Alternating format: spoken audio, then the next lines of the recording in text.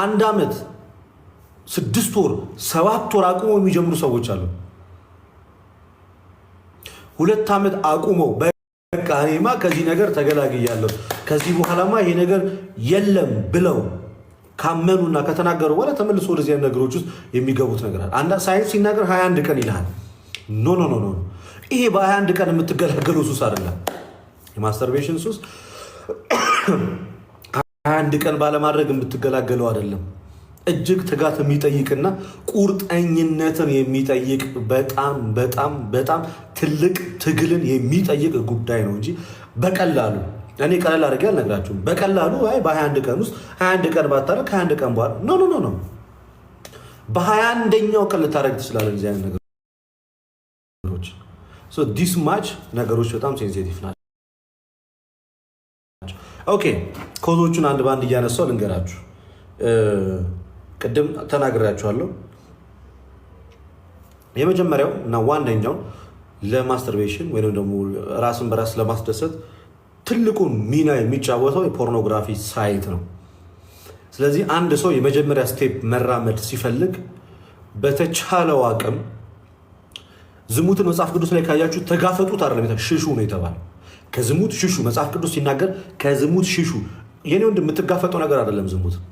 ዝሙት ማለት ይሄ የስጋ ፍላጎትና ወደ ሴት አይቶ ተመኝቶ ወይም እንደዚህ አይነት ነገሮችን መጋፈጥ የኛ የሰውነታችን ባህሪ የሚችለው ጉዳይ አይደለም። ስለዚህ መጽሐፍ ቅዱስም ሲናገር ሽሽ ነው ያለ። ሽሽ በቃ መጀመሪያው ኦፕሽን መሸሽ ነው። መጋፈጥ አትችልም። ሄደ እኔ እስኪ እንዴ እኔ አያቅተኝም ክፈቱልኝ ምናምን ብለህ የወሲብ ፊልሞችን ቁጭ ብለህ እያየህ ልትጋፈጥ አይገባም። ወንድነትን ማንነትን ልትፈታተን አይገባም። የመጀመሪያው መሸሽ ነው ያለ። የመጀመሪያው ኦፕሽን መሸሽ ነው የሚጠበቅበት። ራስን ከእንደዚህ አይነት ነገሮች ማራቅ ያልጀመረ ሰው ምንድን ነው የሚያደርገው? ራስን ከእንደዚህ አይነት ነገሮች ማራቅ። በቃ ታሸሻለህ። መጋፈጥ አይደለም ያለብህ፣ መሸሽ ነው ያለብህ። በቃ ኖ መሸሽ ነው ያለብህ። ለምመሞቅ ጭራሹኑ ማለት ነው ጭራሹኑ የፖርኖግራፊ ፊልሞችን ከማየት ራስህን ማሸሽ። ምክንያቱም ሞመንት እሱን ማየት በጀመርክ ሰዓት ላይ ትልቁ ነገር አእምሮህን ነው የሚቆጣጠር።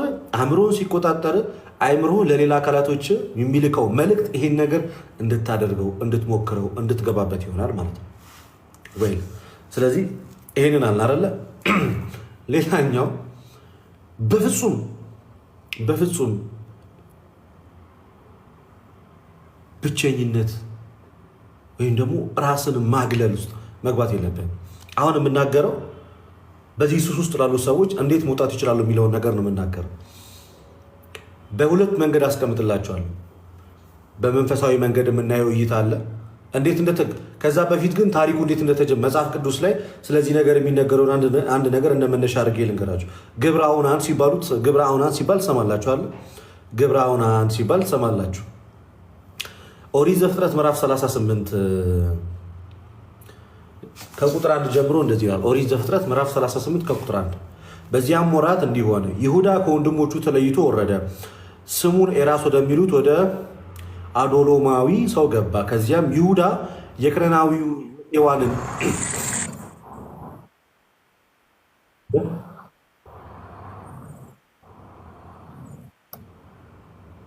በኢየሱስ ስም እግዚአብሔር ፈለገ ከልብ ሰው እኮ ነው። እግዚአብሔር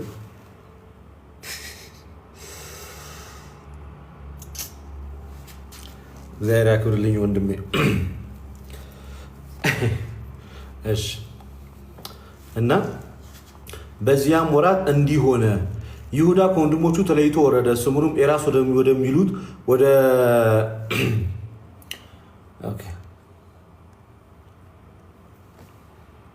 ጥቅሱን መነሻ ላድርግላችሁና ከዛ በኋላ እየተነጋገርን እንቀጥላለን።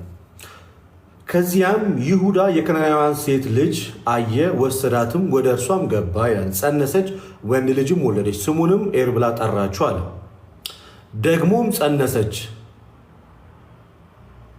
ወንድ ልጅም ወለደች፣ ስሙንም አውናን ብላ ጠራችው። ማን ብላ ጠራችው? ስሙንም አውናን ብላ ጠራችው። ፈለገ ካለ ሪኩዌስት ላክልኝ፣ ኢንቫይት እያደረኩ ነበረ። ስሙንም ማን ብላ ጠራችው? ስሙንም አውናን ብላ ጠራችው። እንደገና ደግሞ ይላል ወንድ ልጅ ወለደች፣ ስሙንም ሴሎም ብላ ጠራችው ይላል። ይሁዳ ለበኩር ልጁ ለኤር ትዕማር የምትባል ሚስት አጋባው። የይሁዳ የበኩር ልጅ ኤር በእግዚአብሔር ፊት ክፉ ነበርና እግዚአብሔርም ምን አለው ይላል ቀጸፈው። እግዚአብሔርም ምን አለው ቀጸፈው። እግዚአብሔር ቀጸፈው ካለ በኋላ ይሁዳም ይላል አውናንን ወደ ወንድም ሚስት ግባ አግባትም፣ ለወንድምህም ዘርን አቁምለት አለው ይላል። አውናንም ዘሩ ለእርሱ እንዳይሆን አወቀ። ወደ ወንድሙ ሚስት በገባ ጊዜ ለወንድሙ ዘር እንዳይሰጥ ዘሩን በምድር ላይ ያፈስ ነበረ ነው የሚለው። ይሄ ነገር በተደጋጋሚ የተደረገ ነገር እንደሆነ ይናገራል። ዘሩን በምድር ላይ ምን ይል ነበር አለ?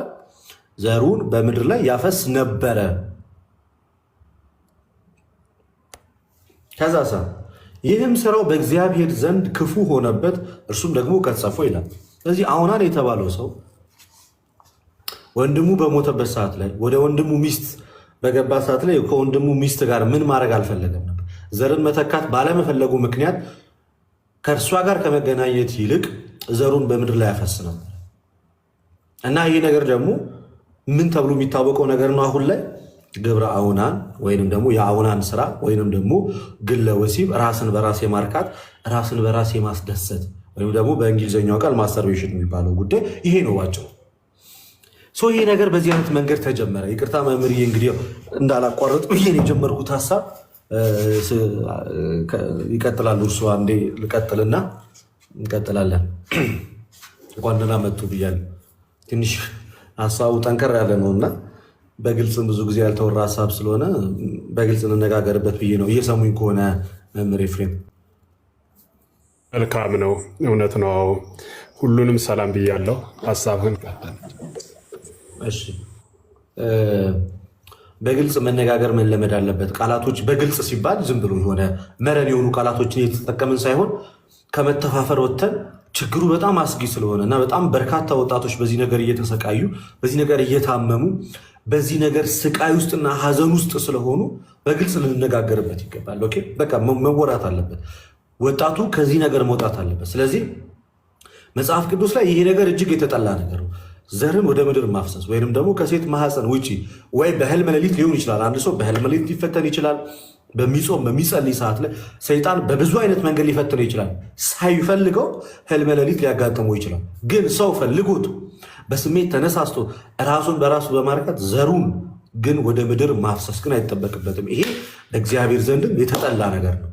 ስለዚህ መነሾችን ከዚህ ከተመለከትን ዘንድ ጳውሎስም እኮ በዝሙት እሳት ከምትቃጠሉ ለራሳችሁ አግቡ ብሎ እንደተናገረ፣ አሁን ግን ምን ሆነ? ሰው ለማግባት በዚህ ሰዓት ላይ አንደኛ አቅም ይጠይቃል። ራሱን መቻል አለበት። በጣም ብዙ ነገር ያስፈልገዋል። ከመሬት ተነስቶ ማግባት አይችልም። ወጣቱ ወደ ትዳር የሚሄድበት ጊዜ ከ30ዎቹ ከ35 ከ36 ምናምን በኋላ ላይ ነው። ይሄ ነገር ደግሞ ወጣቶችን የሚያጠቃው በብዛት ከ15 ዓመት ጀምሮ ነው። ከ15 ዓመት ጀምሮ ወጣቶችን ያጠቃል። ስለዚህ ለዘመናት በዚህ ነገር ውስጥ ይቆራኝና በኋላ ላይ ሚስት ለማግባት ትዳር ለመመስረት ወደ ህይወት ለመግባት ሲያስብ ይቸገራል። አግብቶም በሚኖርበት ሰዓት ላይ ችግሩን ባለቤቱ ስለማታውቀው ችግሩን ሚስቱ ስለማታውቀው ከዚህ ችግር ጋር እንደተቆራኘ ሚስት ባሏ ምን እንደሆነ አታውቅም። ባል ችግሩን ያውቃል፣ አይናገርም። ባልና ሚስት ደስተኛ መሆን ያቀታቸዋል። በዚህም ትዳራቸው ችግር ውስጥ ይገባል። እየቆየ እስከ መፋጠስ ድረስ ይደርሳሉ። ባል ከሚስቱ ጋር በሚያደርገው ቅዱስ ሩካቤ ከሚያገኘው ደስታ ይልቅ ለብቻው ራሱን በሚያስደስትበት የሚያገኘው ደስታ የሚበልጥ ስለሚመስለው ወደ ሚስቱ ከመግባት ይልቅ ለብቻው ራሱን ሰውሮና ራሱን ደብቆ በእንደዚህ አይነት ነገር ራሱን ማስደሰትን ይመርጣል። እጅግ በጣም አጸያፊና በጣም ከባድ ነገር ነው። በጣም አደገኛ ነገር ነው። ስለዚህ የመጀመሪያዎቹ መነሻዎች ትልቁ ነገር የፖርኖግራፊ ወይንም ደግሞ የወሲብ ፊልሞችን መመልከት ለዚህ ነገር እጅግ በጣም ተጋላጭ ያደርጋል። ሁለተኛ ሴክሹዋል ወይንም ደግሞ ከግንኙነት ጋር የተያያዙ ጽሁፎችን ማንበብ፣ መጽሐፍቶችን ማንበብ። ቅድም ምን አልኳቸው? ፊልሞች አልኳቸው አይደለ? ሴክሹዋል የሆኑ ፊልሞች፣ ሮማንስ የሆኑ ፊልም ሊሆን ይችላል። በግልጽ የፖርኖግራፊ ፊልሞች ሊሆኑ ይችላሉ።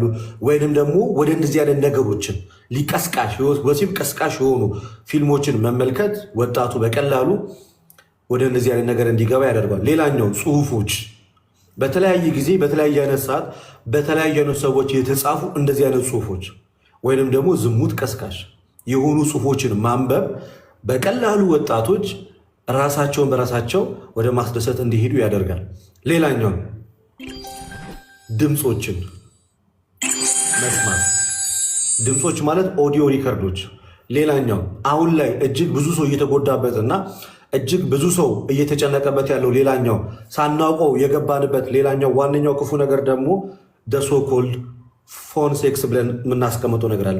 በስልክ የሚደረግ ግንኙነት በግልጽ ነው የምናወራው ብያቸዋለሁ። በስልክ የሚደረግ ግንኙነት አሁን ሁለት ፍቅረኛ ማቾች የፍቅር ግንኙነታቸውን በርቀት ያደርጉትና በአካል ተገናኝተው ሊያደርጉት የሚችሉትን ነገር አስቀደሙ በምን ይጀምሩታል? በስልክ ያደርጉታል። ፎን ሴክስ የሚባለው ማለት። በዚህም እሱም በያሉበት ቦታ ላይ ሆኖ የመራቢያ አካላታቸውን ራሳቸው በራሳቸው በመንካት ራሳቸውን ያስደስታሉ። ይሄም ምን ይፈጥራል ማለት ነው? ወደ ግለ ወሲብ እሱም በተመሳሳይ ሰዓት ላይ ራሳቸውን በራሳቸው ወደ ማረካት ደረጃ ላይ ይደርሳሉ። በዚህም የማስተርቤሽን ወይንም ደግሞ የግብረ አውናን ወይም የግለ ወሲብ ተጠቂዎች ይሆናል። በጣም መጠንቀቅ ያለባችሁ ነገር ቢኖር ይሄ ነው። በስልክ የሚደረግ ንግግር፣ የምትላላኩትን ፎቶ፣ የምትላላኩትን ቪዲዮዎች እጅግ በጣም መጠንቀቅ ያስፈልጋል። አደገኛ ስለሆነ በጣም ዝሙት ቀስቃሾች ስለሆኑ ማለት ነው። እስካልተጋባችሁ ድረስና ኦፊሻል እስካላደረጋችሁ ድረስ ባላችሁበት ሩቅ ቦታ ላይ ሆናችሁ እንደዚህ አይነት ነገሮችን በምትለዋውጡ ሰዓት ላይ እጅግ በጣም አደጋ ውስጥ ትገባላችሁ። ፎን ሴክስ ነው የሚባለው በቃ በትክክል ሲጠራ ምን ማለት ነው? በአጭሩ በስልክ የሚደረግ ግብረ ስጋ ግንኙነት። በምን በስልክ የሚደረግ ግብረ ስጋ ግንኙነት ምን በማድረግ ነው? ይሄ እሷና እሱ ይደዋወላሉ። ከዛ በአካል ሊያደርጉት የሚችሉትን ነገሮች በቃላት በመለዋወጥ እንደዚህ ንኪ፣ እንደዚህ አድርጊ፣ እዚህ ውስጥ ግቢ፣ እንዲህ ምናምን በማለት በቪዲዮ ኮል ሊሆን ይችላል፣ በኦዲዮ ኮል ሊሆን ይችላል፣ በቪዲዮ ኮል ሊሆን ይችላል። በሚደረግ እንደነዚህ አይነት ነገር ሁለቱም አካላት በተመሳሳይ ሰዓት በተመሳሳይ ጊዜ በያሉበት ሆነው ምን ያደርጋል? ተመልሼ ይሁን ይሰማችኋል? ድምፄ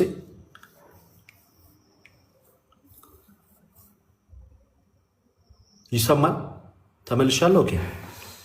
ስለዚህ ከተመለስኩኝ ይሄን ነገር ሌላኛው አልኳችሁ አይደል? ቅድም ፖርኖግራፊ የኦሲ ፊልሞችን መመልከት፣ ሌላኛው ያነሳውላችሁ ደግሞ በስልክ የሚደረግ ንግግር፣ በመጽሐፍ አልኳችሁ መጽሐፍቶች፣ እንደዚህ አይነት ነገሮችን ኮሜንቱን አትዝጉት ለጊዜው እሺ። ኔትወርኩ ይስራ ቼክ አደርግበታለሁ። ኮሜንቱ ለጊዜው ይቀመጥ። የመጀመሪያውና ዋነኛው ትልቁ ጠላት እጅግ ክፉ የሆኑ የኦሲ ፊልሞችን መመልከት፣ ይሄ ወደ አደጋ ውስጥ የሚከት ነገር ነው እና ሌላኛው መጽሐፍቶችን ማየት እና መጽሐፍቶችን መመልከት፣ መጽሐፍቶችን ማንበብ፣ በዚህ ጉዳይ ላይ ስላሉ ነገሮች እነዚህ ነገሮች በጣም ይጎዳሉ። በአጭሩ በእንደዚህ አይነት ነገር የተያዘ ሰው በግለ ወሲብ ሱስ ውስጥ ያለ ሰው ዋነኛ ምክንያቶቹ አሁን የደረደርኳቸው ነገሮች ናቸው። ወደዚህ ነገሮች የሚገፋፉት ሰው ወደዚህ ነገር ከገባ በኋላ እና በዚህ ነገር ውስጥ ከተዘፈቀና ይህን ነገር ሱስ ካደረገ በኋላ የሚያጋጥመው ዋነኛ ነገሮችን ደግሞ ላንሳላችሁ። ምልክቶቹ የመጀመሪያው ምልክት ምንድን ነው? አብዛኛውን ጊዜ በእንደዚህ አይነት ነገሮች ውስጥ የሚጠቁ ሰዎች ምን ያደርጋሉ? ለብቻቸው መሆኑን ነው የፈለጉት። ለብቻቸው መሆኑን ነው የሚፈልጉት፣ ወይንም ከሰዎች ይገለላሉ። ራሳቸውን ከሰው ያገላሉ። ምን አልኳችሁ? ራሳቸውን ከሰው ያገላሉ። እንደዚህ አይነት ነገር ውስጥ ያሉ ሰዎች ራሳቸውን ከሰው ምን ይላሉ? ያገላሉ። የመጀመሪያው። ሁለተኛው በራስ መተማመን የላቸውም። አንደኛው ራሳቸውን ከሰዎች ያገላሉ፣ ገለልተኞች ናቸው። ሁለተኛው በራስ መተማመን አይኖራቸውም። ሶስተኛ ራሳቸውን በጣም ይጠሉታል። ልክ ይህን ነገር ከፈጸሙና ካደረጉ በኋላ ከፍተኛ የሆነ ጸጸት፣ ከፍተኛ የሆነ እንባ፣ የማይቋረጥ ሐዘን ስለሚገጥማቸው በጣም በእጅጉ ይጠሉታል። ምን አልኳችሁ? ገለልተኝነት፣ ከማህበረሰቡ መለየት፣ ከማህበረሰቡ መውጣት።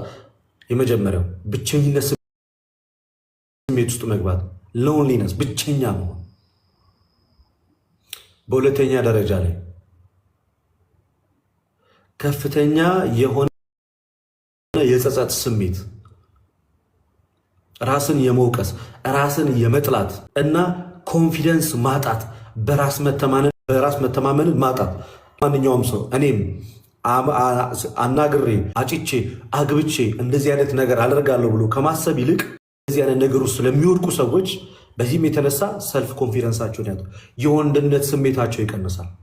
ወይም ደግሞ ይሄ ወንድነት ምንለው አለ አይደለ? ይሄ ወንዶች ያለን ስሜት ወንድ በቃ የሚያስብል ይሄ ኮንፊደንስ በደንብ አለ አይደል? ለራሳ ወንዶች ያውቁታል ያንን ነገር፣ ያን ነገር ሉዝ ያደርጉታል። ከፍተኛ የሆነ ጭንቀት ዲፕሬሽን ውስጥ ማለት ነው። ከፍተኛ የሆነ ጭንቀት ዲፕሬሽን፣ ራስን ለማጥፋት መሞከር፣ በራስ ደስተኛ ለመሆን፣ ራስን መጥላት፣ እነዚህ በጣም ክፉ ነገሮች ናቸው። ከዛም በኋላ ደግሞ አልፎ ተርፎ እግዚአብሔር ይቅር ይለኛል ብሎ አለማመን፣ ከቤተ ክርስቲያን መራቅ፣ አጓጉል ሱሶች ውስጥ መግባት፣ ያደረግነውን ነገር ለመርሳት ስንል በመጠጥ በተለያዩ ነገሮች መደበቅ፣ ተያያዥ ሱሶችን ወደ ህይወታችን ማምጣት፣ እነዚህ አብረው የመጡ ነገሮች ናቸው። ሌላኛው በዝርዝር ስንመለከታቸው ምን አይነት ነገሮች እንደሚያጋጥሙ ችግሮቹን ካነሳን በኋላ የመፍትሄ ሀሳቦችን ደግሞ እንደምናነሳ ከወዲሁ ቃል እገባላችኋለሁ። ኦኬ ላንብብላችሁ። ከፍተኛ የሆነ የድካም ስሜት፣ ይሄ በጥናት የመጣውን ነገር ነው ማሳያቸው። ከፍተኛ የሆነ የድካም ስሜት ያለ መጠንከር፣ ልብ ብላችሁ አዳምጡ። ከፍተኛ የሆነ የድካም ስሜት ያለ መጠንከር፣ መበሳጨት፣ ጭንቀት፣ እብጠት በብልቶቻችን አካባቢ ላይ ከፍተኛ እብጠት ሊያጋጥም ይችላል። በጣም በተደጋጋሚ ከመደረጉ የተነሳ ከፍተኛ የሆነ እብጠት ሊያጋጥም ይችላል። የአይን ህመም ወይንም ደግሞ መጥፋት፣ የጭንቀት በሽታ ወይንም ጭንቀት፣ ጥፋተኝነት፣ ስሜታዊነት ወይንም ደግሞ የስሜት መቀዝቀዝ። ስሜታዊነት ንዴት ውስጥ ቁጣ ውስጥ ይከታል። የስሜት መቀዝቀዝ ደግሞ ልክ በስነ ስርዓት አግብተን መኖር ባለንበት ሰዓት ላይ ይህን ነገር ልናደርገው ስንል ሰውነታችን ወይንም አካላችን በሚገባ እግዚአብሔር በፈቀደና ባዘዘ መንገድ አግብተን ከሚስቶቻችን ጋር ልናደርገው የምንችለውን ያንን ተፈጥሯዊ ስሜታችን እንዲጠፋ ያደርገዋል ማለት ነው። ስለዚህ ወንድ ልጅ ለእንደዚህ አይነት ነገር ዝግጁ መሆን አይጀምርም። ሴት ልጅም ደግሞ ከባል ጋር በሚደረገው ህጋዊና ንጹህ ቅዱስ በሆነው ጋብቻ በዛ ሩካቤ ከመደሰት ይልቅ ራስን በራስ በማስደሰት የሚገኘውን ነገር ትመርጣለች። ስለዚህ እኚህ ነገሮች እጅግ በጣም ከፍተኛ ችግርን ይፈጥራሉ። በተለይ ከሁሉም የዝቅተኝነትና የበታችነት ስሜት እንዲሰማ ያደርጋል። በጣም ከፍተኛ የሆነ የበታችነት ስሜት፣ ያለመወደድ ስሜት፣ የመጠላት ስሜት፣ እነዚያን ነገሮች ውስጥ እንድንገባ ያደርገናል። ኦኬ ችግሮቹን ከዘረዘርናቸው መፍትሄዎቹ ምንድን ናቸው?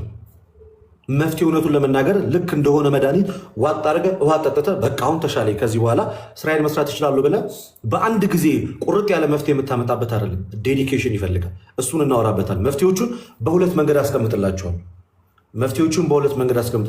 በመንፈሳዊ መነጽርና እንዲሁም ደግሞ ሳይንሳዊ በሆነ መነጽር በጥቂቱም ቢሆን ልነግራቸው ወዳል። በመንፈሳዊ መነጽር ስንመለከተው የመጀመሪያው ነገር ምንድን ነው? የህሊና ዝግጅት ይጠይቃል። ይህ ጉዳይ ትልቁና ዋነኛው ነገር የህሊና ዝግጅት ይጠይቃል። ራስን ማሳመን፣ ራስን ማዘጋጀት፣ ለመጋፈጥ ቁርጠኝነት ይጠይቃል።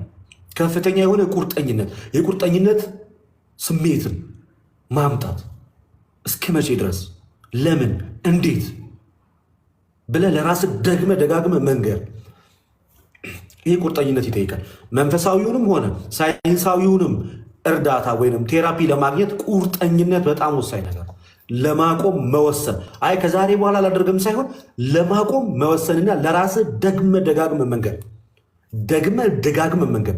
ማቆም አለብኝ፣ መተው አለብኝ፣ ከዚህ ነገር መውጣት አለብኝ፣ ይሄንን ነገር ላሸንፈው ይገባል፣ ላቆመው ይገባል፣ ልቆጣጠረው ይገባል፣ ልገዛው ይገባል፣ ከእግሬ በታች ልጥለው ይገባል እያ በጣም ቁርጠኝነት ስሜት ይዘ ከዛ በንስሐ የመጀመሪያው ስቴፕ ከንስሐ አባት ጋር ተገናኝቶ ንስሐ ከመግባት ይጀምራል። ንስሐ መምህር ኤፍሬም በኋላ ላይ በዚህ ዙሪያ ላይ በስፋት ያነሱታል። ትንሽ ብቻ ነክቼውን ወደዛኛው ይሄዳል። ሌላኛው ሞር ለሳቸው ይሰጣል። ንስሐ መግባት የመጀመሪያው ስቴፕ ራስን አምኖ ኃጢአት እንደሆነ ተረድቶ በደልና ክፋት እንደሆነ ተረድቶና አውቆ የመጀመሪያው ነገር ወደ ንስሐ አባት ሄዶ ንስሐ መግባት። ኦርቶዶክሳውያን ከሆናችሁ ለሌሎቹ ደግሞ ምን አይነት መንገድ መጠቀም እንዳለባቸው ነግራቸዋል። ንስሐ መግባት፣ ሄደ ኃጢአትን መናዘዝ በግልጽ እንዲህ አደርጋለሁ። እንደዚህ የወሲ ፊልሞችን እያየሁ ራሴን በራሴ እንደዚህ አደርጋለሁ። ከዚህም ነገር መላቀቅ አልቻልኩም። ይህን ነገርም ደጋግሜ ከማድረግ የተነሳ ሱስ ሆኖ ተጠናውቶኛል። እግዚአብሔር ይቅር ይበለኝ ብላችሁ ከንስሐ አባታችሁ ጋር በመነጋገር የመጀመሪያው ስቴፕ ንስሐ መግባት። ከንስሐ በኋላ የሚሰጠን ቅኖና ሊኖር ይችላል። ያንን ቅኖና በአግባቡ ምን ማለት መፈጸም፣ በአግባቡ ያንን ቅኖና መፈጸም።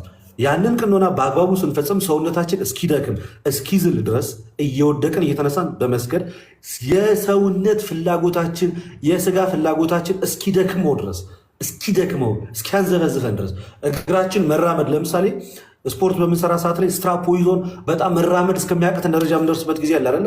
እዛ ደረጃ ማለት ነው እስኪደክመን ድረስ አብዝተን ከንስሐ በኋላ ጸሎት ማድረግ፣ ማልቀስ፣ ወደ እግዚአብሔር መጮህ። ትምረኛለህ፣ ይቅር ትለኛለህ፣ ድጋሚ ሰው ታደርገኛለህ፣ አቅም ትሰጠኛለህ፣ ጉልበት ትሰጠኛለህ፣ ብርታት ትሰጠኛለህ፣ የወደኩትን እኔን ታነሳኛለህ፣ ወደ ማንነቴ ትመልሰኛለህ፣ ከማንነት ቀውስ ራስን ከመጥላት ከዚያ ጸያፊ ተግባር ታወጣኛለህ እያሉ እግዚአብሔርን በእንባ በጾም በጸሎት በስግደት ጾም፣ ጸሎት፣ ስግደት፣ ምጽዋት፣ ስለት፣ ጸበል፣ እነዚህ ወሳኝ ነገሮች ናቸው። ወሳኝ ጸበል እጅግ በጣም ወሳኝ ነገር፣ አጋንንት ተጨምሮበት የሚፈትነን ጉዳይ ስለሆነ ምን ያስፈልጋል ማለት ነው? ጸበል በጣም ያስፈልጋል። መጸበል፣ በአቅራቢያ ወዳለ ጸበል መሄድ፣ ደጋግመ መጠመቅ፣ መጠጣት፣ ሰውነትህን እምነቱን ምኑኑ መቀባት። ከዛም ደግሞ እየሰገድክ እየወደክ ጸሎት እያደረግ መስገድ፣ ጸሎት ማድረግ፣ መስገድ፣ ጸሎት ማድረግ፣ መስገድ፣ ጸሎት ማድረግ፣ መስገድ፣ ጸሎት ማድረግ፣ ንስሐ መግባት፣ ወደ ቅዱስ ቁርባን መቅረብ፣ ንስሐ መግባት፣ ወደ ቅዱስ ቁርባን መቅረብ፣ ጸሎት ማድረግ፣ ጠዋት ጸሎት ማድረግ። እነዚህ ነገሮች በጣም ወሳኝ ነገሮች ናቸው። መንፈሳዊ ይሄ ነገሩ እንዳለ ሆኖ በዚህኛው በኩል ደግሞ ሊሆን የሚገባውን ነገር ልንገራቸው። አንደኛ ራስን ማሳመን ብያቸዋል። እችላለሁ፣ በእግዚአብሔር ኃይል ከዚህ ነገር እወጣለሁ፣ እገላገላለሁ፣ እላቀቀዋለሁ። ዋነኛውና የመጀመሪያው መጥቻለሁ። አሁን እሰማለሁ። በጣም አስቸጋሪ ኔትወርክ። በስመ አብ ወወልድ ወመንፈስ ቅዱስ። እሰማለሁ። አሁን መጥቻለሁ። የምሰማ ከሆነ ኮመንቱ ይሁን፣ በቃ አትዝጉት። የመጀመሪያው ዋነኛው ነገር ለብቻ መሆንን አቮይድ ማድረግ፣ አቮይድ ማጥፋት። በፍጹም ለብቻ እንዳትሆን። እንደዚህ አይነት ችግር ውስጥ ያለ ወንድሜ፣ እንደዚህ አይነት ችግር ውስጥ ያለሽ እህቴ ካለሽ በመጀመሪያ ደረጃ ማስወገድ ያለብሽ ነገር ምን ማለት ለብቻ መሆንን። ተቀላቀል ከሰዎች ጋር፣ ተቀላቀል ከሰዎች ጋር፣ ምንም ችግር የለም። ተቀላቀል፣ ማታም ሲሆን ምናምን ነገር ሰዎች ጋር ተቀላቀል፣ አውራ፣ ተጫወት፣ ምን በል ምናምን። ለብቻ በፍጹም እንዳትሆን። በፍጹም በምተኛ ሰዓት ላይ መሬት ላይ ሊሆን ይችላል፣ ቤተሰብ ባለበት ከእንደዚያ ነገር እስክትላቀቅ ድረስ ለብቻ ሩም ይዘህ ክፍል ይዘህ ምናምን ከምትተኛ ይልቅ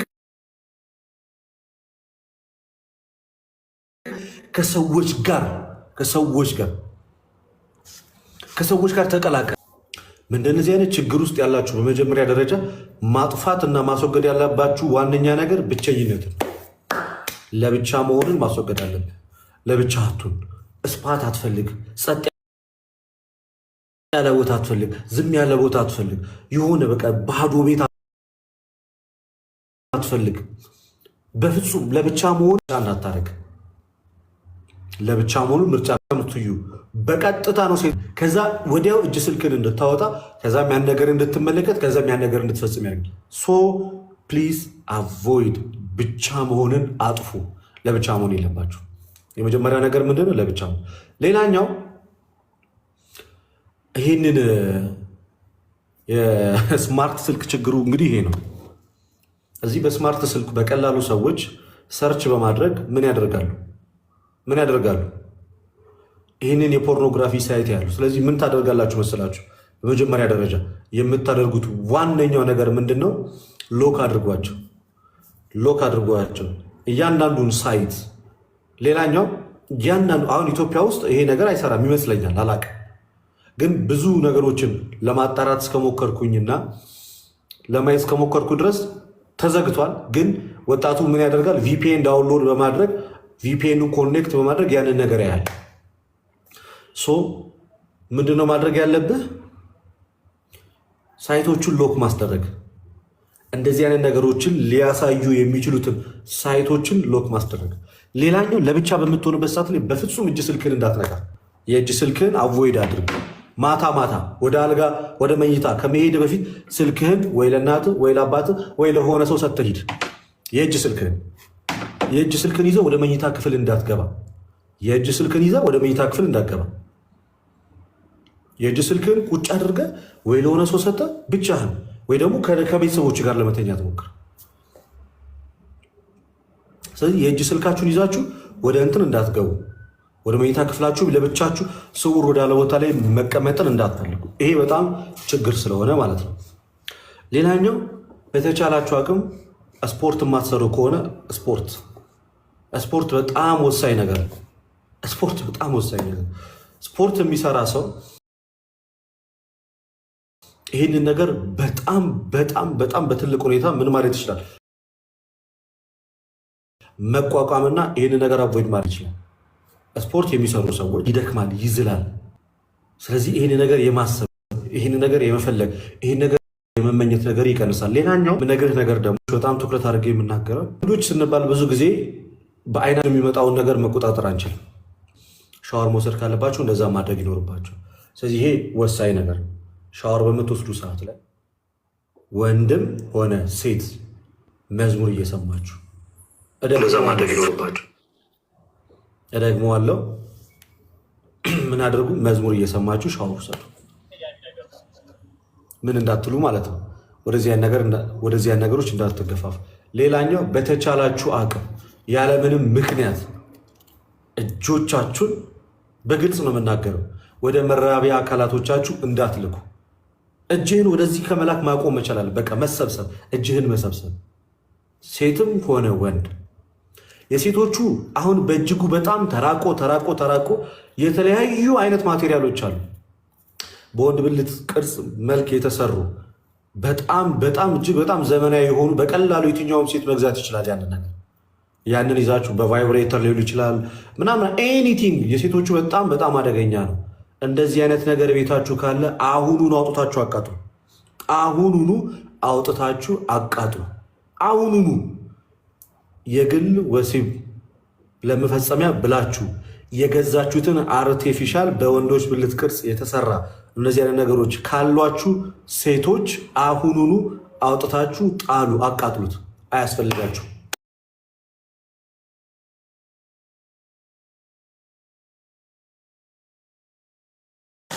አግብታችሁ ፍጹም ተፈጥሯዊ በሆነ መንገድ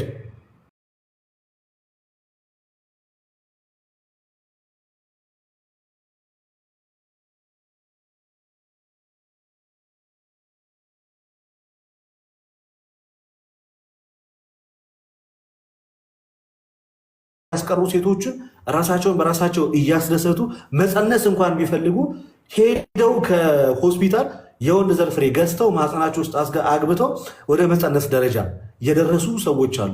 ይሄ ክፉ የፌሚኒስቶች አካሄድ ነው። ከእንደዚህ አይነት ሰዎች ተጠበቁ። ኤክስትሪም ፌሚኒስቶችን አቮይድ አድርጓቸው። ለማንም ነው የማይጠቅሙት። ሴቶችን አስጠቂ ማለት ኤክስትሪም ፌሚኒስቶች ናቸው። ከእነዚህ አይነት ነገሮች ራሳቸው ጠብቁ። ሴቶች እንዲህ አይነት ነገር ካላችሁ በየቤቶቻችሁ አጥፉ።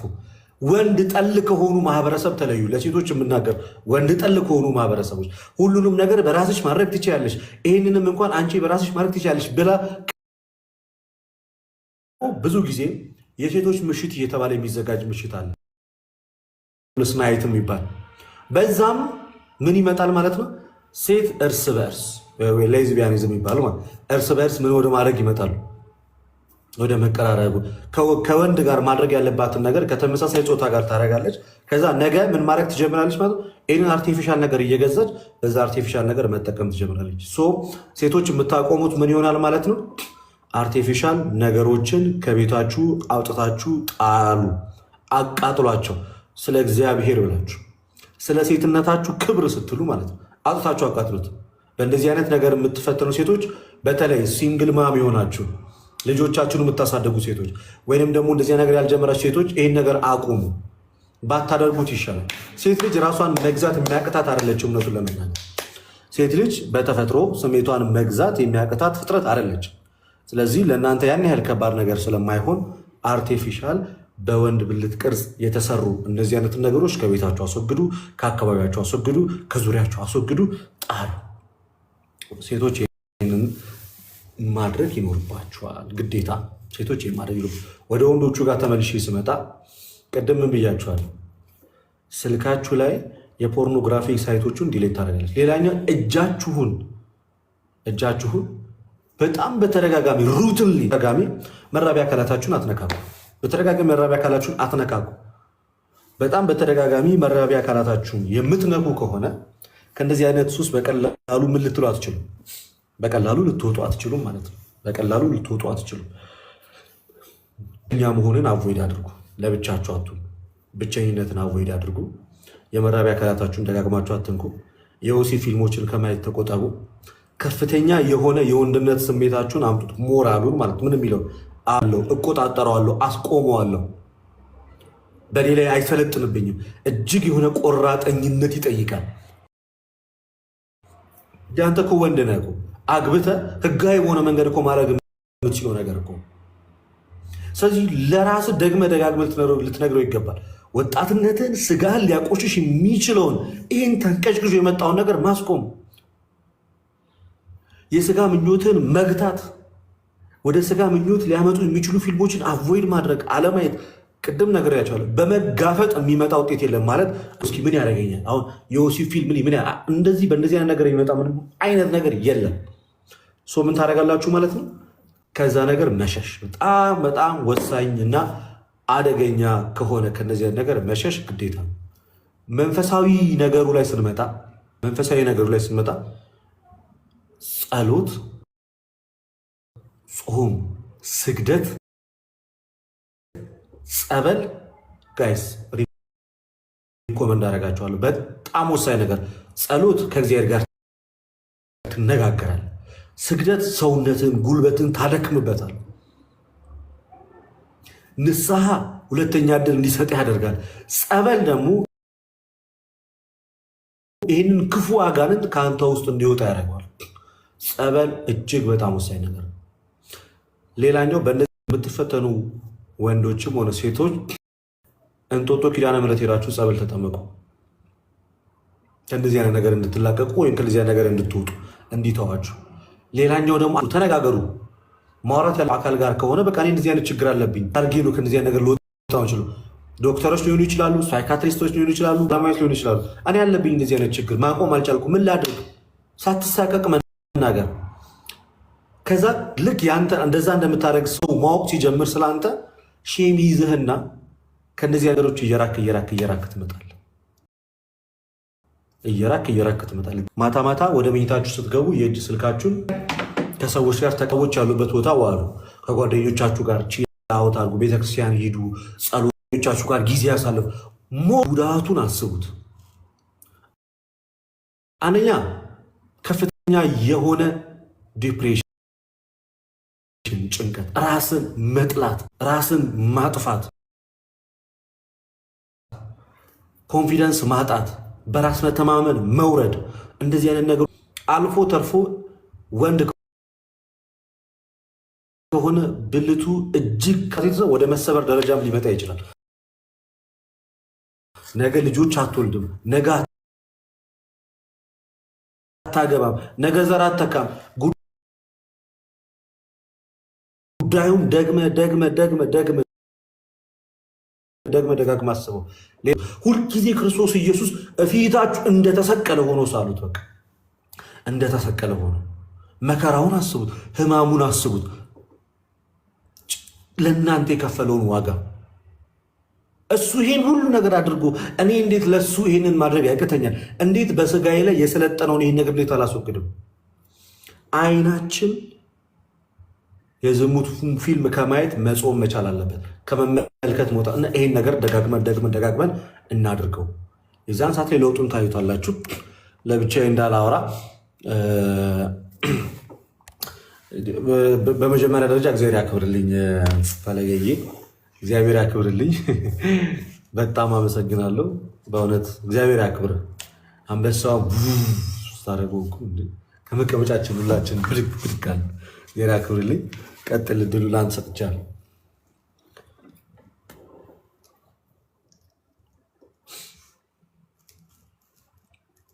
አይሰማም?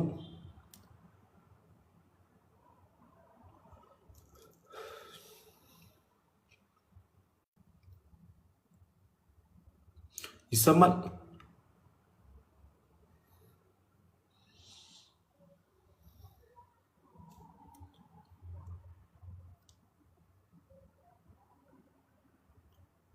ይሰማል?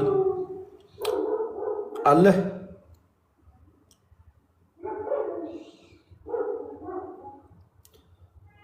አለህ ወይ?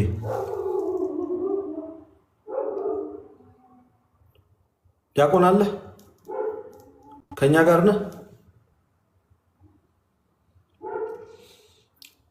በቃ ቆይ እስኪ አይ ቲንክ ወይ መልሰህ ላክልኝ ሲመች እና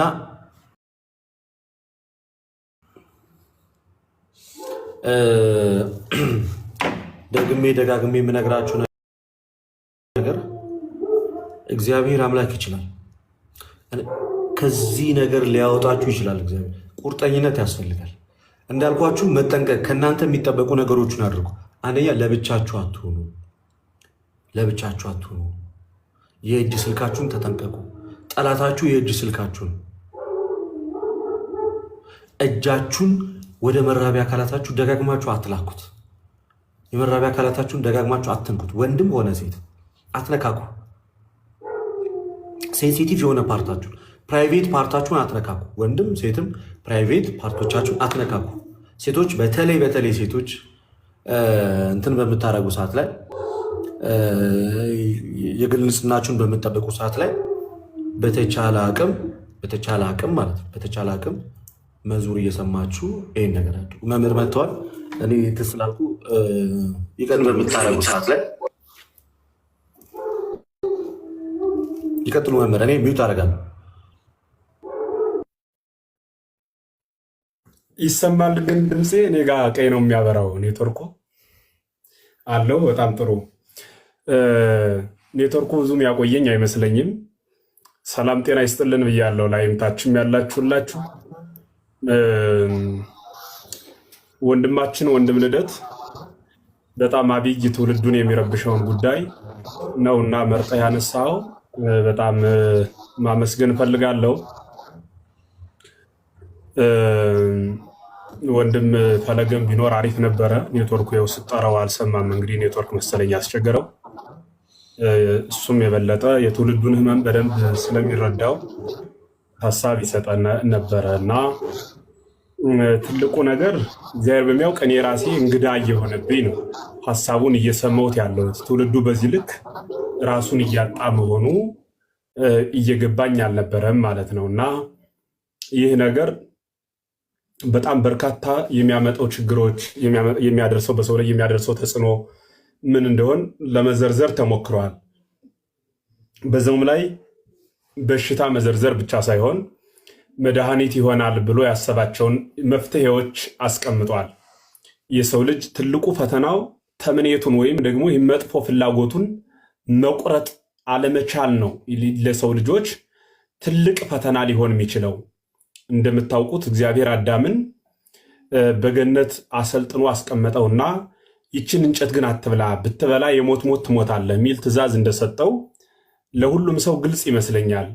ዳሩ ግን አዳም ከተፈቀደለት ብዙ እጽዋት ይልቅ ያልተፈቀደችዋን አንዷን ዕፅ በመብላት ከነበረበት ሀገሩ መውረዱን መጻሕፍት ይነግሩናል። እያልን ያለነው ምንድን ነው? የሰው ልጅ የተፈቀደለትን ብቻ መጠቀም ቢችል ባልተፈቀደለት ግብር መቆምን ቢያቆም በዚያ ስርዓት ውስጥ ራሱን ከማስተዳደር ቢያርቅ ምድራዊም ይሁን ሰማያዊ ሕይወቱ የተስተካከለ መሆን ይጀምራል። ዳሩ ግን አብዛኛው ሰው ባልተፈቀደ ቦታ መቆምን እንደ ጌጥ ይቆጥረዋል። ለጊዜው እውነት ነው ሲባል እንደነበረው ግለ ወሲብ ጊዜያዊ እርካታን የሚሰጥ ሐሳብ ያለው ይመስላል። ፍጻሜው ግን በሰከንዶች ውስጥ ለሚፈጸም ደስታ የዘላለም ወይም ደግሞ ለዓመታት የምናነባበት አላስፈላጊ ታሪክ ድብርት ውስጥ የምንገባበት እንደሆነም በደንብ ሲነገር ነበረ። እንዲሁ ምናልባት ድምፄ ይሰማል አይደል ወንድም ፈለገ? ኦኬ ኔትወርክ ይሰማል መምህር ይሰማል ለእኛ አይ ቲንክ እሳቸው እየሰራላቸው አይደለም መሰለኝ። መልካም የኔታ ይሰማል ለእኛ። እሺ እየዘገየ ነው የሚደርሰው፣ ቢሆንም ጥሩ ነው ይሁን።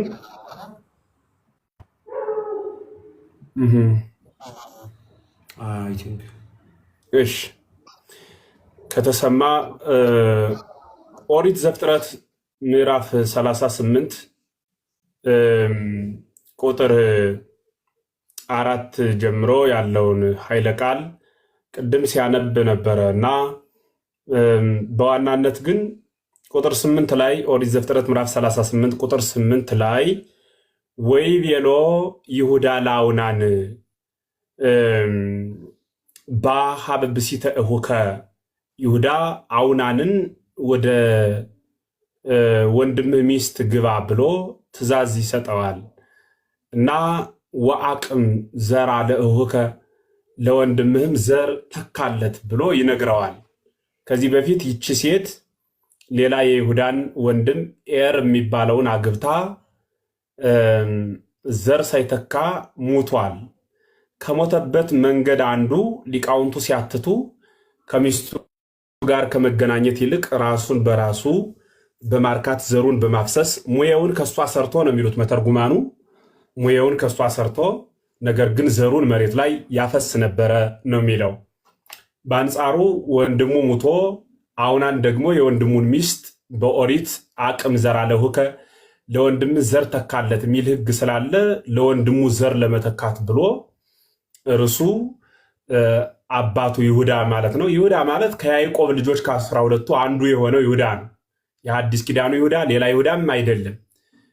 ያኛው የያዕቆብ ወይም የአራተኛ ልጁ ያዕቆብ አራተኛ ልጅ ነው ይሁዳ የሚባለው። የመጀመሪያ ልጁ ሁሌ እንደምንናገረው ሮቤል ነው። ሁለተኛው ስምዖን፣ ሶስተኛው ሌዊ፣ አራተኛው ደግሞ ይሁዳ የሚባለው ልጁ ነው ማለት ነው። እና ይሁዳ ልጁ ሲሞትበት የመጀመሪያ ልጁ በዛ ቦታ ደግሞ አውናን ለወንድሙ ዘር እንዲተካ ሲሾመው እናያለን። እና የተተካው አውናን ወሶባ አይመረ አውናን ከመ ኢኮነ ሎቱ ዘርአ ሶበ ቦአ ሀበ ብእሲተ እሁሁ ይኩ ዘርአ ዲበ ምድር ከመ ኢይሃብ ዘርአ ለሁሁ። አውናንም የወንድሙ የኤርን ሚስት አግብቶ ያ የወለደው ልጁ የሱ ልጅ ነው እንደማይባል አውቆ ለወንድሙ ልጅ ወልዶ እንዳይተካለት ከሷ ስራውን ሰርቶ ከአውየ ዘር እማይፀን ከአውየ ዘር አፋ እማይፀን ዘሩን ከሴቷ ማይፀን ባፋ የሚያፈስ ነበረ ብሎ መጽሐፍ ይናገራል።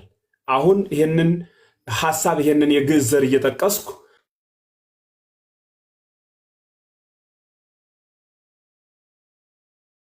ቀጥታ ሐሳቦችንም እንናገራለን። መቼም በዚህ ዘመን የማይመጣ ጥያቄ የለም። በየቀኑ እንጠየቃለን።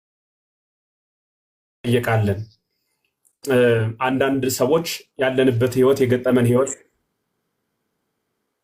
ኦኬ፣ አሁን ይሰማል። ልደት እየጠፋ በመሀል ይቋረጥና ከዛ ነው እየመጡ ያሉት።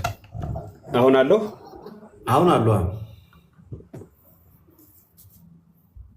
በጣም ጥሩ። እና ያው በየቀኑ ጥያቄዎች ስለሚመጡ ስለምንሰማ ለጥያቄዎች መልስ ለመስጠት ቅድም ተዘጋጅቶ ማስታወቂያ ተለጥፎ ሳይ በጣም ደስ ብሎኝ ነው አሁን የመጣሁትና የመጀመሪያው ቀደም ሲል የተዘረዘሩ ችግሮችን በደንብ ያዟቸው። አንደኛ ሞራነ ቢስ ያደርጋል። በአጭር ቋንቋ ሲገለጽ እሱን ነው። ይሄ ሞራን የሚለው ምንድን ነው ከተባለ ስብዕና ነው። ሞራን የሚባለው ሰው መሆን ወይም ደግሞ ስነ ተፈጥሮ ማለት ነው። እርሱን ያሳጣል።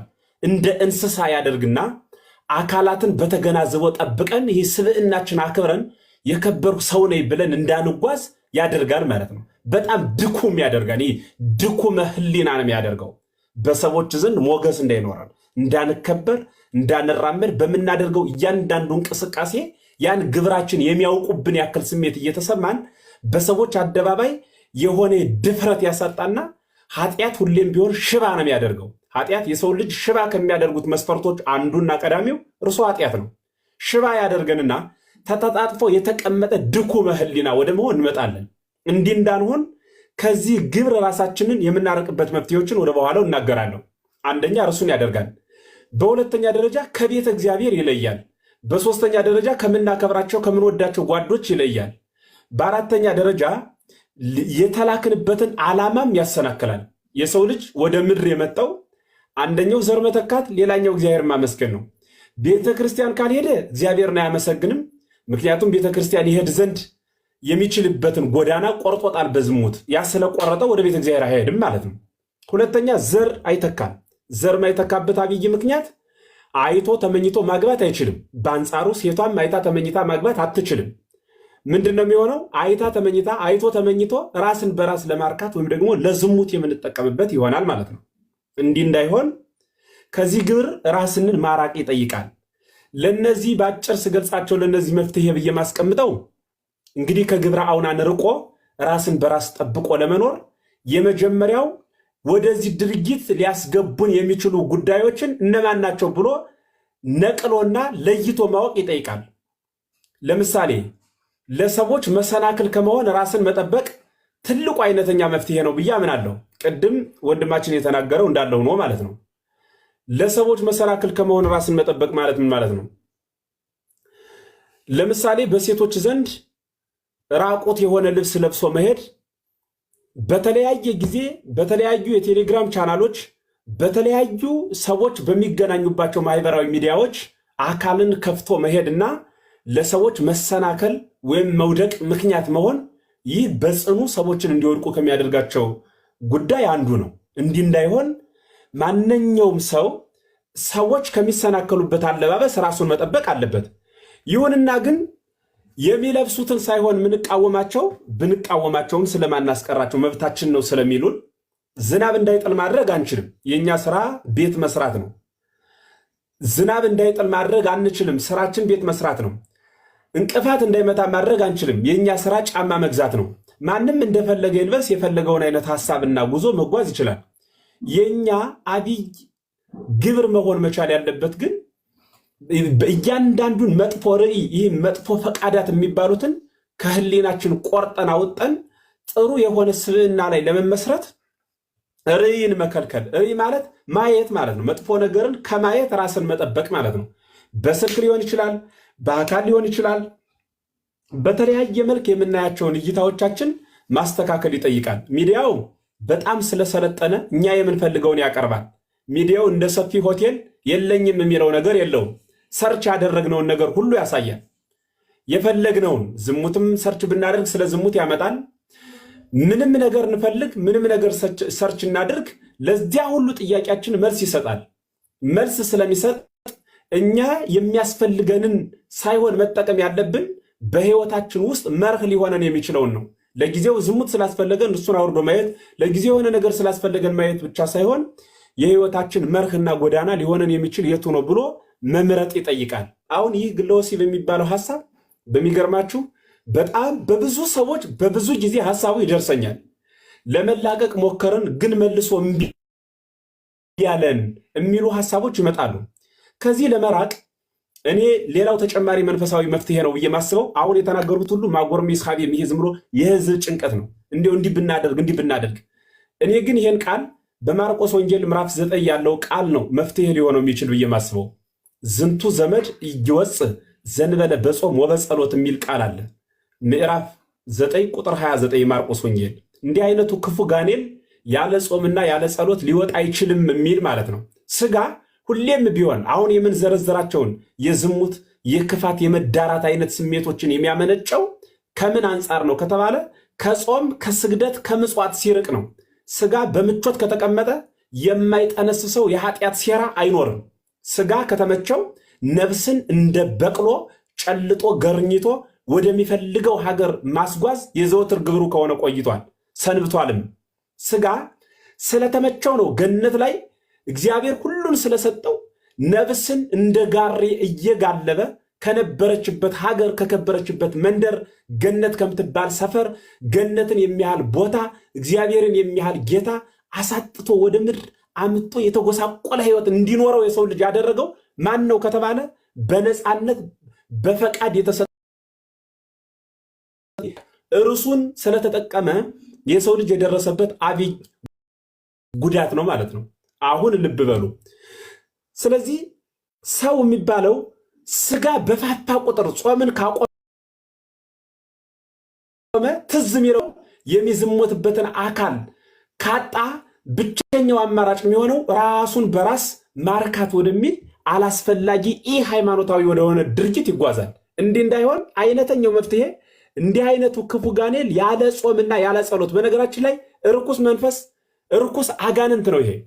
ይሄን አጥብቀን ልንቃወመው ይገባል። ምክንያቱም ዘር እንዳንተካ ካገደን፣ በሰዎች ፊት ሞራን ካሳጣን፣ በእግዚአብሔር ፊት ክብር ካሳጣን፣ መቅደስ እንዳንገባ ከከለከለን፣ ቤተ ክርስቲያን እንዳንታይ ካቆመን፣ በሁሉ ነገር ዝግ ካደረገን አይነተኛ መፍትሄ ሊሆን የሚችለው ምንድን ነው ካላችሁኝ ከዚህ አለንቋጭ ወይም ደግሞ ከዚህ እስከ ጉልበታችን ከያዘን ጭቃ እስከ ገንዘብ በማድረግ ነው ማለት ነው። ሌላው ጸሎት ከምንም በላይ እግዚአብሔር ከዚህ ጉድጓድ ውስጥ እንዲያወጣን መጸለይ መቻል አለብን።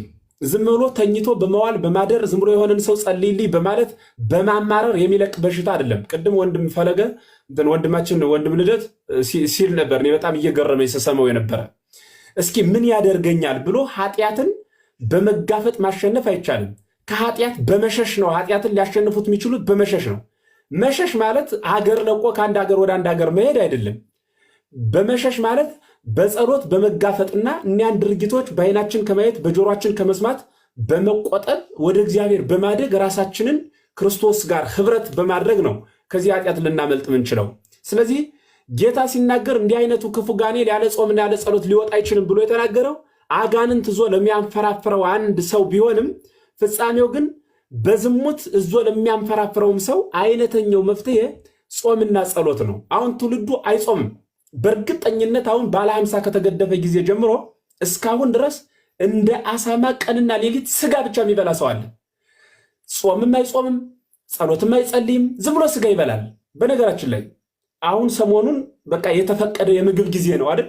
የተፈቀደ የምግብ ሰዓት ከሆነ ምግብ እንድንበላ በኃጢአት ታግደን እንዲህ ማድረግ የለብህም ተብሎ የተሰጠን ምንም አይነት ማዕቀብ የለም። እንድንበላ ተፈቅዶልናል። ግን በነገራችን ላይ ቤተ ክርስቲያን እንድንበላ ብትፈቅድልንም 24 ሰዓት እንዳሳማ እንድንበላ ግን ፈቃድ የለም። ሰው መብላት አይደለም። ሰው መብላት ያለበት እንደ በቅሎ አይደለም። ሰው መብላት ያለበት እንዳይጥ ሌሊቱን ሙሉ መጣጣ አይደለም። ሰው መብላት ያለበት ምግብ እንዳይተርፍ ምግብን ሁሉ በመጨረስ ከነፍሱ እንዳትለይ ሊጠብቀው በሚችል መልክ ነው መመገብ መቻል ያለበት። ያለ ስን ያስታል። ብዙ ሰዎቻቸው ጋር እንዲወድቁ የዳረጋቸው ምንድነው ካላችሁ መጠጥ ነው። መጠጥ ትልቁን ያዋርዳል፣ የተከበረውን ዝቅ ያደርጋል፣ የሸፈነውን አካላችን እንድንገልጠው ያደርጋል፣ የምናከብረው ሰው ጋር በዝሙት በልዩ ልዩ ኃጢአት እንድንተባበር ያደርጋል። እንዲህ እንዳይሆን አይነተኛው መፍትሄ ሊሆን የሚችለው ስጋ በቅሎ ማለት ነው። በቅሎ ልጓም ከሌላት ወደ ፈለገው ቦታ የተሰቀላትን አካል ወይም የተጫናትን ባለቤቷን ወስዳ በተራራ በዋሻ እንደምትጥል ሁሉ ስጋ የተሰቀላትን በተራራ በዋሻ ወስዳ እንደምትጥል ሁሉ በቅሎ ስጋም እንዲሁ የተሰቀላትን ነፍስ በተራራ በዋሻ ወስዳ የምትጥል ስለሆነች በቅሎ ልትቆም የምትችለው በልጓም እንደሆነ ሁሉ መኪና ሊቆም የሚችለው በፍሬን እንደሆነ ሁሉ ፍሬን የሌለው መኪና እንኳን ተሳፋሪውን ሽፌሩን ገደል እንደሚያበለው ሁሉ ፍሬን የሌለው መኪና ተሳፋሪውን እስከ ሽፌሩ ገደል እንደሚጥለው ሁሉ ጾም የሚባል ፍሬን የሌላት ስጋም ነፍስን ወስዳ ገደል የምትጥልናት ማለት ነው። እንዲህ እንዳይሆን እያንዳንዳችን ጾምን መልመድ መቻል አለብን። ስጋ የፈለገውን ሁሉ አትስጡት። የፈለገውን ከሰጠነው እሱ ወደ ፈለገው ቦታ ይወስደናል። ልናግደው በቃህ ልንለው ይገባል። የመጀመሪያው አይነተኛው መፍትሄ ጾም ነው። ሆድ ሲርበው ምግብ የሚያገኝበትን ቦታ ያፈላልጋል እንጂ ዝሙት የሚሰራበትን አልጋ ግን ሊፈልግ አይችልም። በስደት ያለው በሀገር ውስጥ ያለው በተለይ በተለይ በስደት ያላችሁ ዘመዶቻችን አገር ቤት ስለሌላችሁ የምትፈልጓትን ሴት መርጣችሁ የምትፈልጉትን ወንድ መርጣችሁ የማግባት እድል ስለሌላችሁ ቤት ዘግቶ ራስን በራስ በማርካት ዘመናትን የምትገፉ ሰዎች እንዳላችሁ በብዙ የሚቆጠር ሰው በውስጥ መስመር በአካልም የምታናገሩ ሰዎች አላችሁ። ከዚህም እየሰማችሁ ከሆነ አይነተኛ የሚሆነው መፍትሄ በተቻለ አቅምና መጠን ጾም ጾሙ ነው። እኔ ማስተላልፈው መልእክት ይሄ ነው። ጾም ሲሲታ ለነፍስ ይሄ የነፍስ ምግቧ እርሱ ጾም ነው። ሰው ካልጾመ የፈለገውን ኃጢአት እየሰራ ዘመኑን ይገፋል ማለት ቀዳሚው እርሱ ነው። ሌላውና ሁለተኛው ጸሎት ያልኋችሁ አንድ ሰው ከመኝታ ሲነሳ እግዚአብሔር ጋር መነጋገር አለበት። ጌታዬ ሆይ አንተ የኔን ህይወት ምረው፣ እኔ ከያዝኩት ልምድ የሌለኝ ሹፌር ነኝና ህይወቴን እንዳልገለብጠው አንተ አስተዳድረኝ፣ አንተ ጠብቀኝ ብሎ በእግዚአብሔር ጥላ ስር ተጠልለን ለመዋላችን እርግጠኞች እንድንሆን እግዚአብሔር ጋር ጠዋት መነጋገር መቻል አለብን። እኒህ ነገሮች ካልያዝን እንዲህ አይነቱ ክፉ ጋኔን ያለ ጾምና ያለ ጸሎት ሊወጣ አይችልም። ስለሆነ ከርሱ መሸሽ መቻል አለብን። ሌላው ቅድም ወንድማችን ሲናገረው የነበረው አጠቃላይ ቅድም የነገራቸው ወንድማችን ወንድም ፈለገ የነገራቸው አጠቃላይ ወንድም ልደት ማለት ነው። አጠቃላይ እነዛ ቅድም ሲዘረዘሩ የነበሩት ምን ማለት ነው? ስልክን መጣል፣ ሲተኙ ስልክን ይዞ አለመሄድ፣ ራስን መጥፎ ፊልሞች ውስጥ አለማስቀመጥ። እኔ አንዲት ልጅ ስታወረኝ እንዲያው መምህር ስልኬ ስበላ ሁሉ ሽንት ቤት ስገባ ሁሉ ስልኬን ማስቀመጥ አቃተኝ፣ 24 ሰዓት ስልኬን ስክሮል በማድረግ ብቻ ዘመኔን እየገፋው ነው ብላ ያማከረች ልጅ አለች። በእንባ ማለት ነው። እግዚአብሔር በሚያውቅ ሰው የስልኩ ምርኮኛ ሆኗል። የሰው ልጅ ሁለተኛ ጭንቅላቱ ስልክ ወደ መሆን ሂዷል። እኔም እላችኋለሁ የሰው ልጅ ሁለተኛ ጭንቅላቱ ስልኩ እስከመሆን ድረስ አሁን ሰረ ጭንቅላት ሁለተኛ ሆኗል። ስልክ ነው አንደኛ ማሰቢያ ሆኖ ያለው። የሰው ልጅ የተፈጥሮ አይምሮ እስከሚመስል ድረስ እርሱን ነው የምንቆጣጠረው። ስልክ ደግሞ የሚያቀርብልን የተለያየ ኃጢአት መንገድ ስለሆነ ከእርሱ ራሳችንን በመጠበቅ ጸሎት በማድረግ እግዚአብሔር ጋር በመሆን ነው ይህንን ልንጋፈጠው ልንሟገተው የምንችልና ቅድም ወንድማችን እንዳለው ያለምንም ማፈር መፍራት መሸማቀቅ በማማከር ከዚህ ጽኑ ኃጢአት ራሳችን ማውጣት መቻል አለብን። ምክንያቱም ሁለቱንም ያቋርጥብን። የመጨረሻ የምናገረውን ስሙኝ። ይሰማል ግን ታች ያላችሁት ጻፉልኝ እስኪ እየሰማችሁ ከሆነ። በጣም ጸጥ ያለ ነገር ብቻዬን እያወራሁ እንዳልሆን ሁሉ እየፈራሁ ኮሜንቱን ዘግቼው ነው። ኮሜንት ዘግቼው ነው። ይሰማል? ኮሜንቱን ዘግቼው ነው። ይሰማል? ይሰማል። ኮሜንቱ ዘግቼው ነው።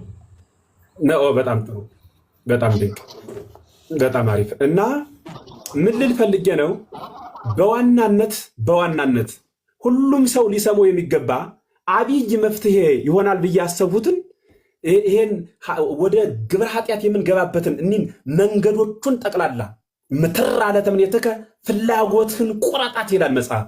መቁረጥ ይጠይቃል። ይሄ የማይጠቅም ፍላጎት የማይጠቅም ሐሳብ ወደኛ ሲመጣ ትርፉ ምንድን ነው ብለን ክርስቲያን ማለት ንጹህ ነጋዴ መሆን አለበት። ነጋዴ ወደ ቤቱ የመጣውን ዕቃ ማንኛውንም አያገበሰብስም።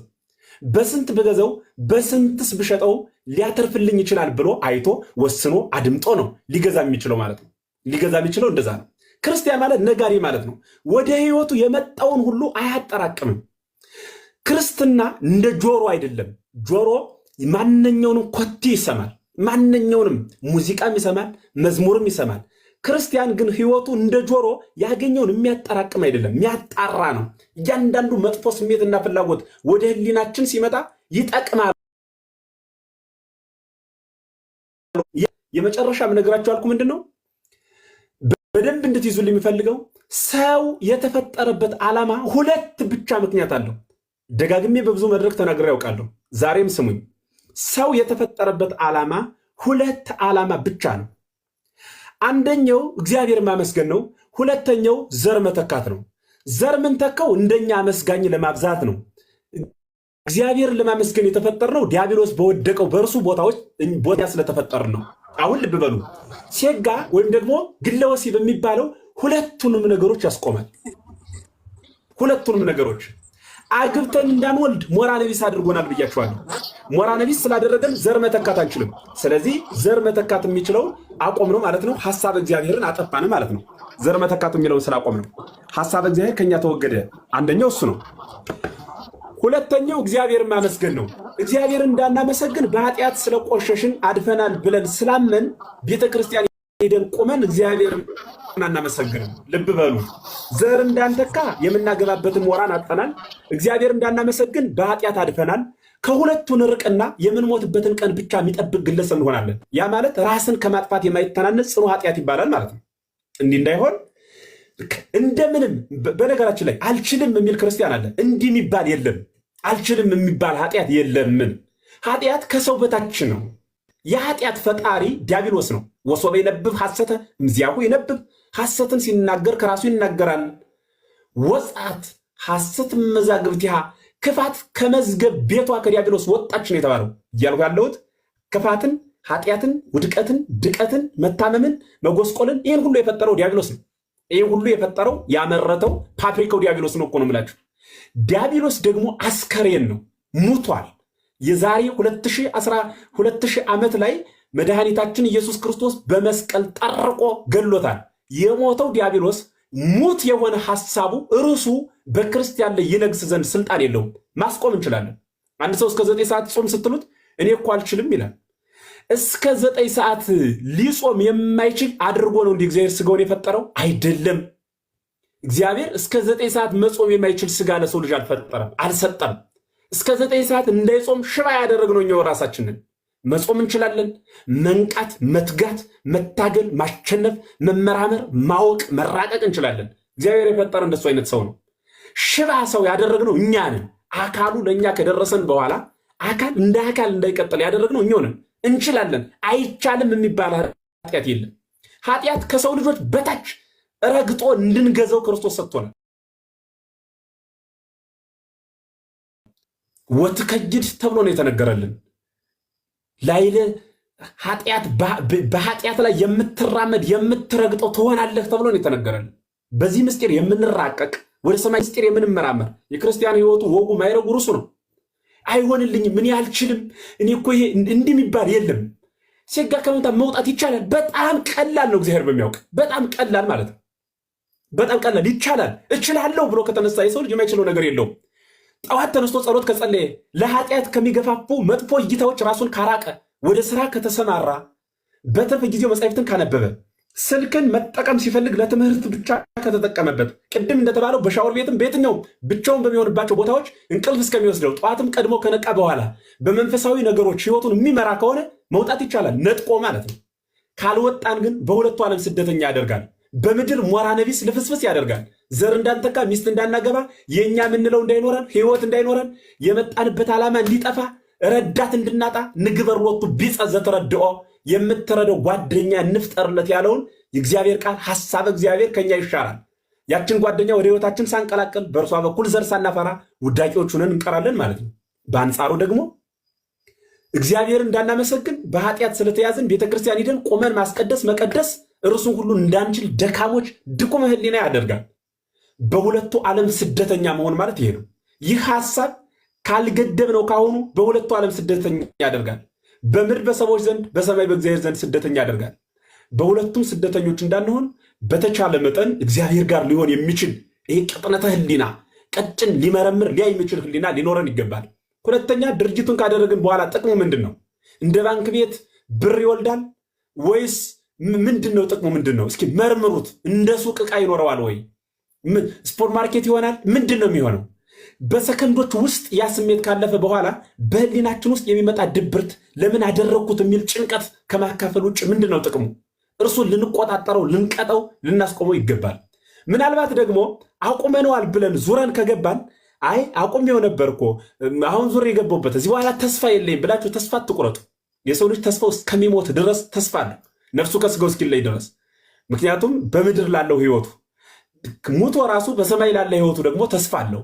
እንዲያ ስለሆነ በተቻለን አቅምና መጠን በጣም አሁን ማታፈሯቸው መምህራን፣ ምናልባት እኛ ጋር ለመነጋገር እንኳን ትንሽ ማፈር ቢኖር የማታፈሯቸው መምህራን እነ መምህር ልደት፣ እነ መምህር ፈለገ፣ እነ መምህር ዘርዝሬ ማልዘልቃቸው ወንድሞች፣ በጣም ጥሩ ጥሩ ወንድሞች በትውልዱ ጆሮ ልክ ሀሳብን ቀደው የሚሰፉ በእድሜም ከእናንተ ጋር የማይራራቁ በጣም ብዙ ወንድሞች ስላሉ ከእነርሱ ጋር በመመካከር በመተጋገዝ ከዚህ ጽኑ ኃጢአት ራሳችሁን ጠብቁ የሚል መልእክት ነው ማስተላለፍ የምፈልገው። ወንድም ልደት በዚህ ልክ መድረኩንም ስለሰጠኸኝ አመሰግናለሁ። እናንተም ከ1000-2000 ማታንሱ ሰዎች ቁጭ ብላችሁ እስከ መጨረሻው ሐሳቤንም ስላደመጣችሁኝ እያመሰገንኩ አምላከ ቅዱሳን ሁላችን ይጠብቀን። አመሰግናለሁ። ቃለ ሕይወትን ያሰማልኝ። አይሆፕ ጨርሰው ነው አይደለ? እየሰማው ነበረ። አዎ ቃለ ሕይወት ያሰማልን፣ እግዚአብሔር ያክብርልን። እጅግ በጣም ቆንጆ ቆንጆ ሀሳቦችን አንስተን ነው እየተነጋገርን ያለ ነው። በጣም እናመሰግናለን።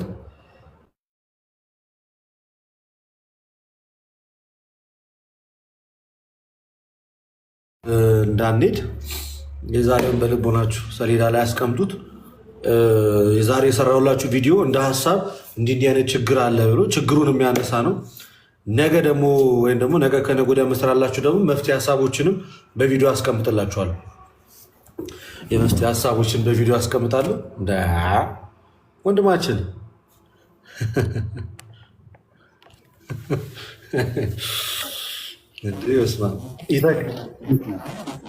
ሰላም ነው፣ ሁሉ ሰላም አለሁልህ። እግዚአብሔር ይመስገን። ተመስገን ትምህርትን እየተከታተለ ነው። እሱ እኮ ሁሌ ነው የሚከታተል። ተሜ እኮ ጎበዝ ነው እንዳንተ በዝባ እና ወንድማችን በጣም አሪፍ ርዕስ ነው የተጀመረው።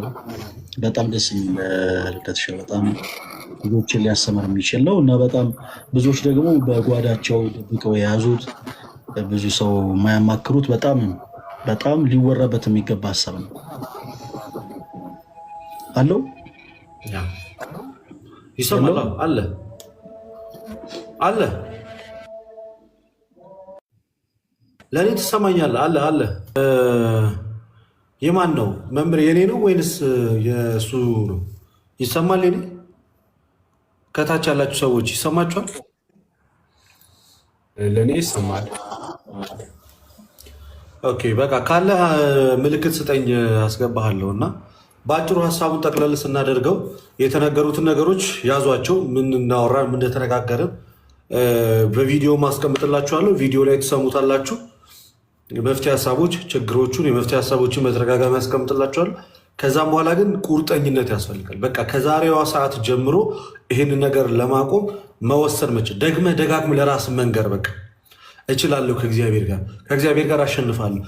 አቅራቢያችሁ ጸበል ካለ በተለይ አንድ ሳልናገር የማላልፈው ነገር ጠዋት የሌሊት ሰዎች ሁኑ በተቻላችሁ አቅም አይናችሁ እንደመሪያው ነገር ማድረግ ያለባችሁ በስመ ሥላሴ 3 ጊዜ በስመ ሥላሴ ስግደት እያላችሁ ለአብ ለወልድ ለመንፈስ ቅዱስ አንድ